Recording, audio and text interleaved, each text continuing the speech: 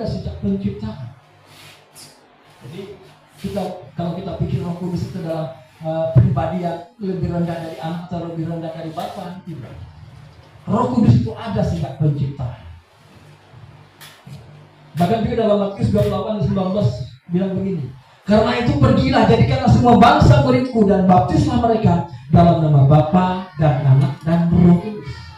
Nah, di situ ada penghubung kata dan, bukan atau. Dan artinya setara. Bapa, Anak dan Roh Kudus. Artinya antara Bapa, Anak dan Roh Kudus itu adalah setara. Tidak ada yang lebih rendah atau lebih tinggi, setara.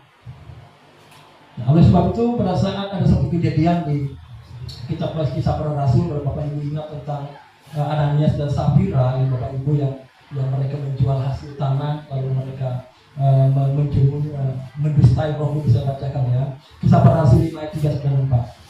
Tetapi Petrus berkata, Ananias, mengapa hatimu dikuasai iblis sehingga engkau mendustai Roh Kudus dan menahan sebagian dari hasil penjualan tanah itu?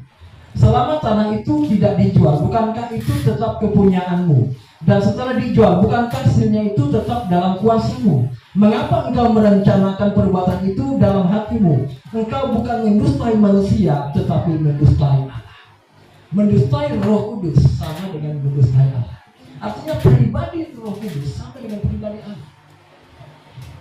Jadi kalau ada di luar sana ada yang membedakan bahwa Roh Kudus itu adalah pribadi tertunggal yang paling rendah, jangan. Alkitab mencatat bahwa mereka adalah setara.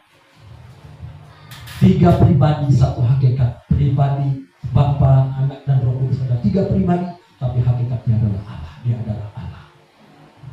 Amin.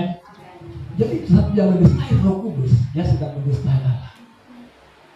Artinya bahwa Allah dan Roh Kudus itu adalah satu hakikat, yaitu Allah. Bapak Ibu Saudara sekalian, rencana penyelamatan itu tidak akan pernah menjadi berhenti. Visi Tuhan, apa yang Tuhan rindukan pada saat dia mengajarkan murid-muridnya untuk memberitakan Injil, pada saat dia naik ke surga, itu tidak akan pernah berhenti. Oleh sebab itu murid-murid yang sudah dipersiapkan, murid-murid yang sudah melihat mujizat, murid-murid yang sudah melihat apa yang sudah dikerjakan oleh Tuhan Yesus selama pelayanannya, mereka akan lakukan itu nanti.